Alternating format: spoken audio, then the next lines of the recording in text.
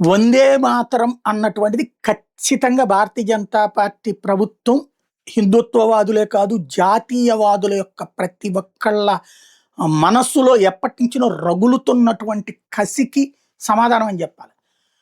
నేనైతే నేను చదువుకునేటటువంటి దశలో మా స్కూల్లో వందే మాతర గీతం ఉంది. పొద్దున్నే స్కూల్లో వందే మాతరం, ఈవెన్ మా కాలేజీల్లో కూడా, మా డిగ్రీలు చదివేదాకా కూడా వందే మాతరం ఉదయాన్నే ప్రేయర్‌లో పాడతారు. ఎండింగ్ అప్పుడు జనగణమన పాడతారు. మరి ఎప్పుడు తీసేసారో అర్థం కాలేదు. ఎవరు తీసేసారో అర్థం కాలేదు. ఎవరు నిషేధించాడో అర్థం కాలేదు.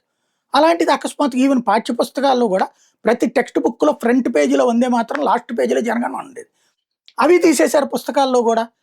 ఇప్పుడు నిశ్శబ్దంగా జరిగినటువంటి ఈ కుట్రని సరిచేస్తూ వందే మాతరం ఖచ్చితంగా పాడాలన్నటువంటిది కేంద్ర హోంశాఖ ఆదేశాలిచ్చింది. దాన్ని కాంగ్రెస్ తప్పుపడుతోంది. తప్పు పట్టాల. పడితే ప్రజలకి సిగ్గు, దాని దరిద్రానికి సంబంధించినటువంటి ఆ సిగ్గుపడే పనిని చేస్తున్నారన్న విషయం తెలుస్తది.